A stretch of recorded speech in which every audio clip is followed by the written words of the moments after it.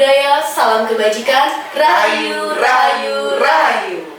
Salam sejahtera untuk kita semua, selamat datang di Semansu Ceria, cerdas, edukatif, reflektif, informatif dan adaptif.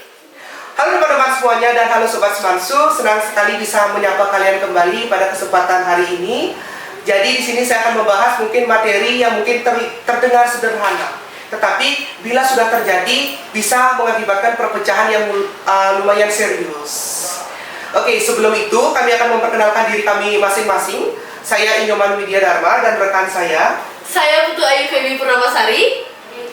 Dan di sini sebelum kami akan memulai pembicaraan atau memulai topik utama, di sini saya akan ingin menjelaskan apa sih yang dimaksud dengan penyalahgunaan wewenang dan pembangunan budaya yang berintegritas. Untuk membahas hal tersebut, hari ini kita sudah kedatangan narasumber yang pasti sangat tidak asing bagi kita semua tentunya. Betul sekali, jadi di sini sudah kedatangan narasumber yaitu Bapak Idewo Gede Anom SPD MPD selaku Kepala SMA Negeri 1 Susun. Oke nih Pak, bagaimana nih kabarnya pada hari ini setelah mengikuti serangkaian kegiatan di sekolah yang lumayan padat? Swastiastu, hari Sobat Semansu, saya Kepala Sekolah SMA Negeri 1 Susun menyapa untuk pertama kalinya di tahun 2026 pada saat perayaan HUT Provinsi Bali yang ke-68 dan akan menjelang merayakan HUT RI yang ke-81. Senang sekali bertemu dengan Sobat Semansu dalam pembahasan yang sedang hangat-hangatnya masalah kewenangan dan integritas. Jadi sebelum kita mengawali ke topik utama, jadi saya akan bertanya sedikit tentang apa sih yang dimaksud dengan izin rekomendasi dan izin administrasi. Terima kasih. Itu izin rekomendasi dan izin administrasi. Kalau di sekolah, itu ada beberapa hal yang perlu kita kaji, kita laksanakan di dunia pendidikan. Nah, biasanya kalau ke sekolah, itu ada lembaga-lembaga atau misalnya bimbel itu minta izin untuk mengadakan sosialisasi kepada siswa. Nah, itu kita harus kaji apakah yang akan dilakukan ini akan berdampak positif kepada siswa, tidak mengganggu proses pembelajaran. Nah, itu kalau itu berdampak positif, tentu kami dari pihak manajemen akan memberikan izin dalam suatu lembaga atau contohnya bimbel yang akan mengadakan sosialisasi tentang program bimbelnya. Atau ada juga kalau sudah dapat rekomendasi dari atasan kami, terutama dari Distrik Bora, itu ada suatu lembaga perguruan tinggi yang akan mengadakan sosialisasi, kami tentu tidak kaji lagi karena atasan kami sudah mengkaji. Tentu kami tinggal action saja, menyediakan waktu, menyiapkan waktu. Tentu dengan jajaran manajemen, jajaran guru BK akan kami memberikan waktu atau mengkonfirmasi kapan beliau bisa mengadakan sosialisasi ke sekolah. Ya, hal lain lagi tentang rekomendasi pemberian izin atau penggunaan kewenangan. Nah, salah satunya lagi misalnya kita akan punya kantin di sekolah. Ya, tentu banyak orang berminat ingin memanfaatkan kantin tersebut. Nah, tentu kami sosialisasi pada warga sekolah. Karena sekarang itu ada Perda nomor 1 tahun 2024, itu ada harga patokan per meter persegi kantin, kami sosialisasikan. Nah, ini prosesnya. Nah, siapa yang berani menawar sesuai dengan Perda tersebut, mungkin itu yang kami izinkan menggunakan, memanfaatkan kantin yang ada di lahan sekolah kita. Kalau tidak berani, harus mundur. Nah, kami juga tidak, guru ini dekat dengan Pak, ini yang dikasih. Tidak ya, itu penggunaan kewenangan. Itu kami tetap memegang integritas. Siapa yang sesuai dengan aturan yang berlaku, itu tentu kami berikan izin tersebut. Hal lain lagi, banyak juga misalnya izin, banyak siswa minta izin ya. Kadang-kadang Pak juga perlu mengkonfirmasi, benarkah izin ini, siswa ini pulang lebih awal, ada upacara di desa adatnya. Kadang-kadang kami konfirmasi dengan tokoh adat.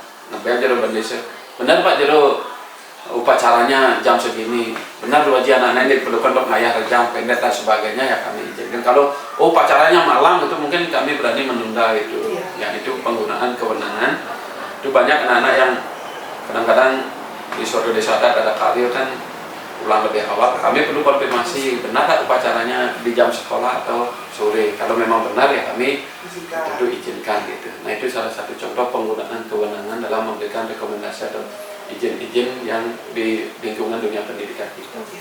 Berarti dari perizinan atau keputusan tersebut lebih mementingkan manfaat dan juga dampak dari perizinan, misalkan seperti itu perizinan yang seperti Bapak katakan tadi, perizinan anak-anaknya mau izin pulang lebih dulu, dan juga perizinan sosialisasi dan juga tentang hal kantin kayak gitu ya.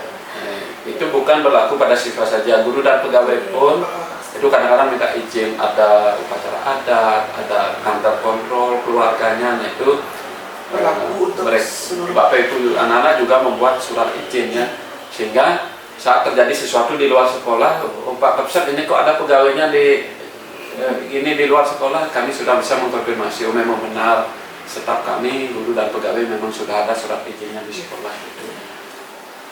Oke, setelah Bapak tadi jelaskan tentang apa sih integritas dan juga tentang izin administrasi, setelahnya mengapa integritas menjadi hal yang sangat penting dalam proses pemberian izin rekomendasi dan juga izin administrasi. Nah, integritas itu sangat penting karena kita dalam menegakkan aturan itu tidak tebang pilih. Misalnya seorang pegawai dekat setiap minta izin, Pak kasih kan gitu.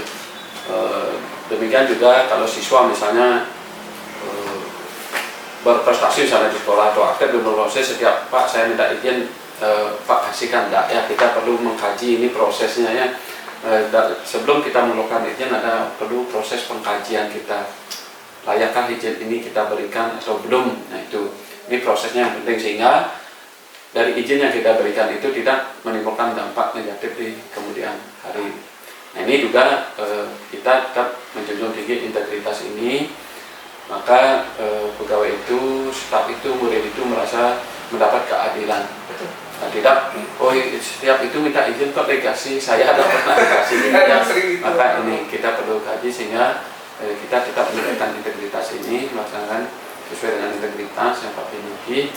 Nah itu untuk pemberian rekomendasi atau izin-izin tersebut. Jangan sampai nanti setiap lembaga ini masuk ke SMA Susun pasti bisa sosialisasi. Kalau lembaga saya tidak, itu misalnya. Ini itu masalah terkait integritas dalam pemberian izin dan penggunaan kewenangan. Baik, dari jawaban Pak seperti yang keputusan berlandaskan dengan integritas, saya punya pertanyaan. Jikalau sebuah keputusan diberikan bukan berdasarkan aturan atau dipengaruhi oleh kepentingan pribadi atau hubungan dengan orang tertentu, mungkin apa dampak yang memungkinkan akan terjadi jika hal tersebut terjadi? Nah tentu kalau kita melanggar kewenangan atau tidak berintegritas dalam pemberian suatu izin atau rekomendasi, dampaknya akan banyak, terutama pada kita pemberi izin atau dalam pemberian izin ini tentu ada pihak-pihak yang merasa dirugikan, ini tentu akan terjadi di bawah ini oleh pihak-pihak tertentu ini akan bisa menimbulkan kesalahpahaman, ya bisa gontok-gontokan, ya ada yang merasa paling dekat dengan kepala sekolah, ada yang merasa jauh atau dimusuhi gitu. Makanya kalau kita sudah menegakkan integritas dalam pemberian ini izin atau rekomendasi, tentunya menghindarkan permasalahan yang akan muncul di kemudian hari.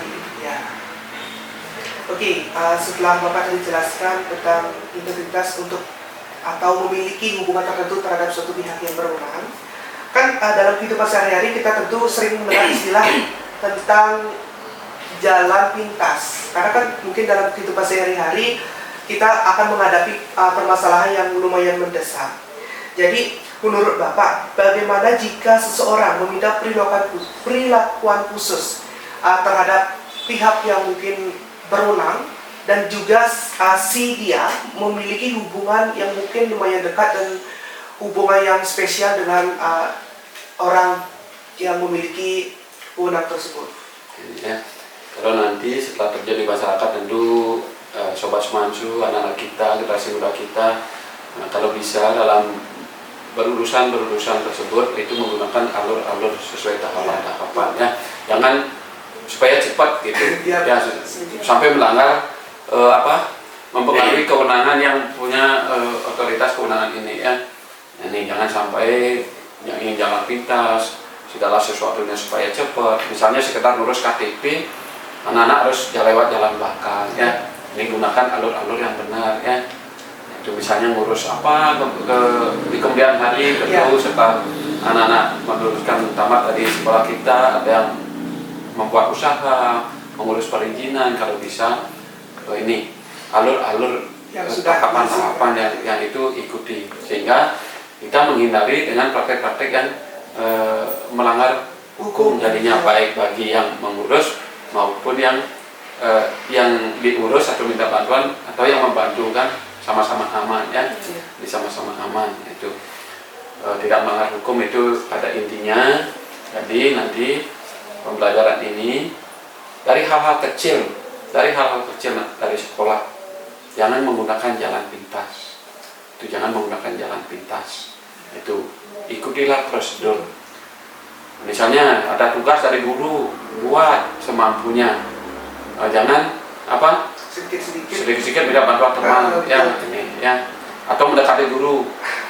Mendekati guru, Pak, Bu, nilai tugas saya kasih bagusan gitu kan. Nah, ini kalau anak-anak sudah terbiasa itu melanggar seperti itu, pasti terjun masyarakat juga nanti pengenalan ini caranya ya gitu ya. Itu istilah baliknya supaya cepat cari si ini, cari si itu, bawakan ini, bawakan itu jadinya ya. Itu akan melanggar kewenangan dari yang akan ngurus ini, yang punya kewenangan, dan juga nanti ya, anak-anak atau generasi muda yang terbiasa seperti ini, generasi instan ini akan membahayakan terutama negara kita di kemudian hari. Lalu menurut Bapak bagaimana seharusnya kita bersikap agar keputusan tetap objektif dan tidak tercampur dengan kepentingan pribadi? Nah, itu kita selalu berpatokan pada perundang-undangan yang berlaku, bagaimana seharusnya, misalnya ada SOP dalam suatu instansi ya, ngurus ini, SOP-nya ini, lengkapi ini, datanya ini, itu yang kita lengkapi ya. Jangan sampai ada data yang kurang, anak-anak ingin supaya prosesnya tetap berjalan normal kan. Nah itu, kalau sudah itu dilakukan step by step, apa SOP-nya, kemanapun anak-anak masuk nanti, kemanapun anak-anak berhubungan nanti, mencari relasi itu akan pasti mudah ya. Jangan sekali-sekali nanti generasi muda kita, terutama sobat semansu itu sampai menggunakan jalan pintas, sampai keluar dari perundang-undangan yang tersebut. Setelah tadi Bapak jelaskan, mungkin ya bagi saya mungkin sering ya kalau istilah-istilah sekarang itu lewat jalur belakang, itu kan akan mengakibatkan perpecahan dalam suatu masyarakat atau mengakibatkan kesenjangan seperti itu. Oke, kalau prinsip integritas kita bawa ke lingkungan sekolah, bagaimana penerapannya dalam kehidupan sehari-hari menurut Bapak?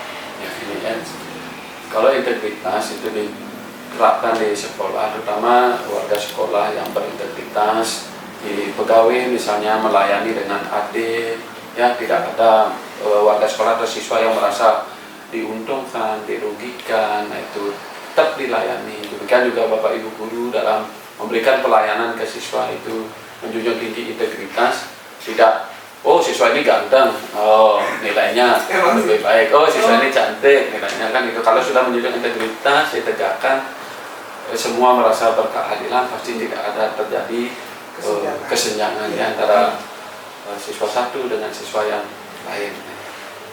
Oke. Bapak kan memang sudah menjabat sebagai kepala sekolah di sini kan sudah bertahun-tahun ya tentunya. Mungkin ini juga untuk pesan bagi siswa-siswi di SMA Negeri 1 Suset.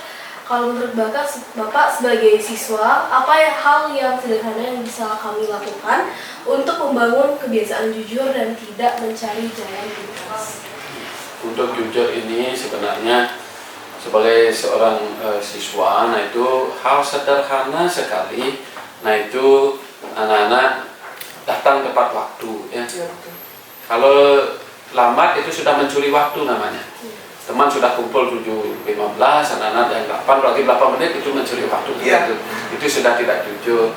Sudah itu saat diberikan tugas, nah itu anak-anak bekerja sendiri semampunya.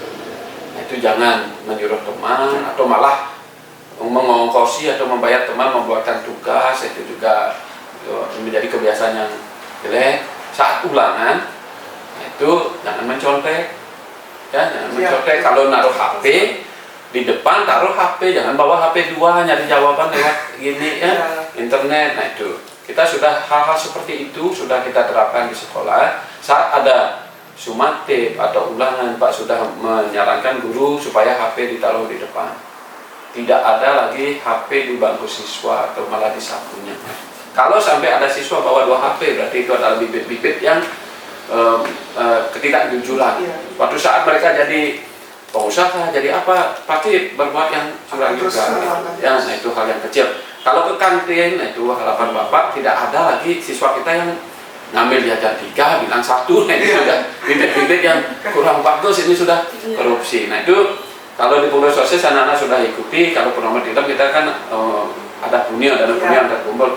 Pengurus OSIS kita kan sudah melaporkan kelas 1 punanya 50.000, kelas 2 30.000. Apabila ada yang tidak tercantum kan protes langsung kan.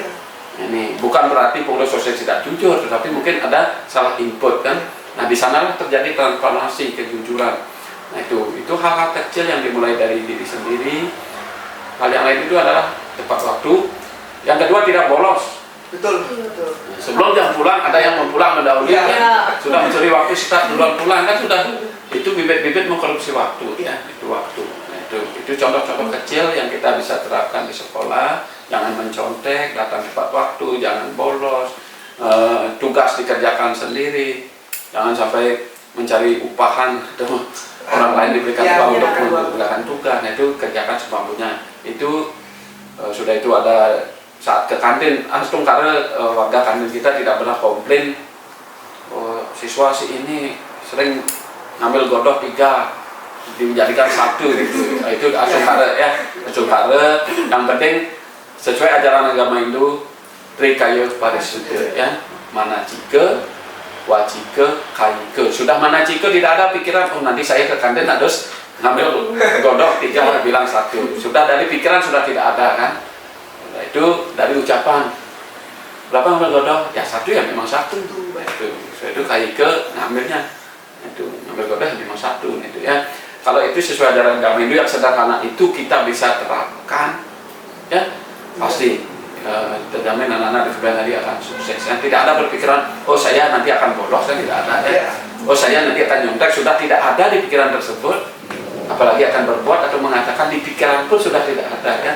Suatu saat anak-anak jadi pejabat, sobat semansu jadi pengusaha, pejabat. Kalau itu ingat saja ajaran yang sederhana kita di dalam itu, trikayo parisuddha, pasti anak akan jadi orang sukses, berintegritas tinggi ya.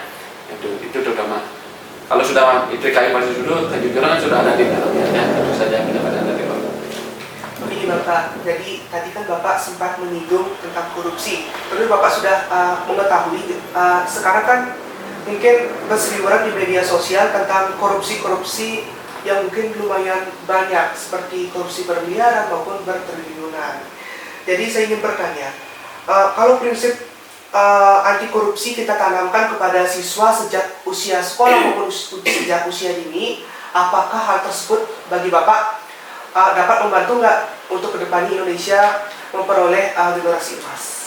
Itu sudah pasti ya, apalagi sekarang ada pendidikan anti korupsi. Nah, itu yang diintegrasikan dalam kurikulum kita. Nah, itu Pak optimis suatu saat pada generasi emas Indonesia emas 2045, kalau ini sudah bisa ditanamkan dari generasi-generasi muda, terutama dari tingkat bawah, dari PAUD, SD, SMP dan generasi anak-anak di SMA sudah terbiasa, memang tidak ada berpikir untuk melakukan hal tersebut. Kalau sudah tahu itu korupsi melanggar hukum, pastilah Indonesia akan sejahtera, tidak ada lagi yang berniat untuk mengambil yang bukan haknya gitu. Berapapun haknya itu saja yang diambil, tidak ada mengambil bukan haknya. Pak yakin Indonesia Emas di 2045 dengan didasari oleh kejujuran, korupsi berkurang, itu akan bisa tercapai, Indonesia akan sejahtera pastinya ya. Nah itu memang hak kita dapat 200 ya 200, jangan ngambil lebih itu. Kita sudah mulai dari bawah, yaitu kalau sudah di kurikulum Bapak Ibu guru setiap memberikan ulangan, sudah anak-anak jangan mencontek atau duduk sendiri-sendiri, kan segala upaya sudah dilakukan ya. HP dikumpulkan, sudah itu duduk sendiri, sudah itu ada sistem tes dengan mounting atau wawancara yang menguji anak-anak kemampuannya bagaimana bisa mencontek, kan tidak bisa. Itu adalah suatu dasar penanaman dari bawah sehingga anak-anak itu akan berperilaku jujur gitu. Diberikan tugas yang memang buat sendiri, tidak membeli. Nah itu ya, itu berperilaku jujur ini dampaknya nanti itu pendidikan anti korupsi yang sudah diintegrasikan di kurikulum ini, dampaknya suatu saat nanti kita akan merasakan beberapa tahun yang akan datang ya. Jadi kan tadi sempat juga menyinggung generasi muda ya Pak ya. Saya juga punya pertanyaan yang mungkin untuk titipan juga karena generasi muda menuju Indonesia Emas 2045. Bagaimana generasi muda dapat ikut berperan dalam menerapkan lingkungan yang transparan, jujur dan juga berintegritas? Ya, terima kasih. Nah, itu masalah peran generasi muda, nah itu sangat vital. Nah, itu contoh-contoh kecil, nah itu Pak dalam pengelolaan dana BOS, anak-anak bisa lihat di depannya kita sudah memampang berapa dana kita dapatkan untuk apa. Nah itu sengaja sudah kita bisa membuat tempat untuk pelaporan sehingga semua warga, baik itu anak-anak, orang tua siswa saat datang sekolah tahu dana BOS yang masuk sekian ini digunakan untuk beli ini. Nah itu sudah kita paparkan di depan. Demikian juga setiap selesai kegiatan, misalnya anak-anak nanti jadi panitia KUD, itu jangan berlama-lama, misalnya dana yang masuk berapa, dana yang keluar berapa, sisanya berapa. Nah itu kita ajarkan anak-anak itu dalam pengelolaan dana, dari sumbernya dari mana saja, berapa dapat, untuk pengeluaran apa saja, apa ada sisa atau tidak. Setelah itu contoh kecil. Setiap purnama film kita sudah proses dana punya sesari, pengeluaran untuk beli apa sudah rutin dilaporkan. Itu adalah salah satu bentuk untuk mengajarkan dari hal-hal yang seperti kecil itu untuk anak-anak transparan, jujur, itu menghindari hal-hal yang melanggar hukum di kemudian hari. Itu contoh-contoh kecil. Mungkin di kelas, bendahara kelas kan kadang-kadang ngumpulin uangnya, seperti sekarang ada lomba, mau beli ini beli itu, kumpul sama 5.000 kali 30, terkumpul 150.000, dikeluarkan untuk beli ini 100.000, sisanya 50 pakai kas kan itu. Atau kalau kurang, jujur bendahara, kita kurangan uang lagi sekian ribu, itu misalnya ya. Itu. Oke, kita mungkin sudah hampir selesai dalam topik hari ini. Jadi di sini saya ingin meminta pesan kepada Bapak untuk masyarakat, untuk kita sebagai siswa, apa sih pesan Bapak ke depannya dari materi yang sudah Bapak kita sampaikan tadi? Untuk generasi muda, Sobat Sumansu dan bagian yang lain, itu mari kita berperilaku jujur. Untuk ini sebagai dasar nanti untuk mengurangi atau menghindari atau meniadakan dari kasus-kasus korupsi yang ada di negara kita. Nah, itu kalau di agama Hindu saya tekankan tetap ingat itu Tri Kaya Parisuddha, itu saja. Pasti semua bisa sebagai pegangan hidup kita untuk berlaku jujur, tidak melanggar menggunakan kewenangan, itu tetap menjunjung integritas. Terima kasih banyak Bapak karena sudah meluangkan waktu juga untuk berbicara dengan kami dan bertukar pikiran juga dengan kami. Oke, jadi Bapak tadi saya juga terima kasih kepada Bapak karena sudah meluangkan waktunya. Oke teman-teman, dari perbincangan hari ini kita dapat memahami bahwa pemberian izin rekomendasi, pemberian izin persetujuan administrasi harus dilakukan berdasarkan aturan yang sudah tertera berdasarkan aturan hukum atau undang-undang. Ya, begitu. Dan juga karena integritas bukan hanya tentang menghindari korupsi dengan skala hal-hal besar, namun juga tentang berani bersikap jujur dan tidak mencari jalan pintas dalam kehidupan sehari-hari kita. Betul sekali. Jadi ajakan anti korupsi dan harus memahami izin-izin yang sudah kita sebutkan tadi, mungkin kedepannya semoga generasi dan juga masyarakat agar memiliki pemikiran yang positif ya, agar tidak mengarah ke negatif seperti yang tadi Bapak katakan tadi. Kita harus menjunjung tinggi rasa keadilan dan juga rasa bagaimana kita kedepannya untuk sebuah pengambilan keputusan, kita harus bijak dalam mengambil sebuah keputusan seperti itu. Dan juga teman-teman semuanya, dan untuk Sobat Semansu, jika menemukan praktik korupsi, jangan diam, jangan juga takut, dan jangan cuma mau jadi saksi bisu. Bisa kalian laporkan atau menggunakan saluran pelaporan yang sudah tersedia untuk praktik korupsi. Oke, jadi kita sudah sampai di penghujung podcast hari ini. Jadi jangan berhenti sampai di sini untuk menghentikan hal-hal yang bersifat negatif. Dan kita juga dari tim tim podcast juga memiliki jargon, yaitu, boleh Feby duluan? Baik, izin bukan jalan pintas. Integritas adalah prioritas. Saya Putu Ayu Feby Purnamasari. Saya Inyoman Widyadharma. Pamit undur diri. Om Santi Santi Santi.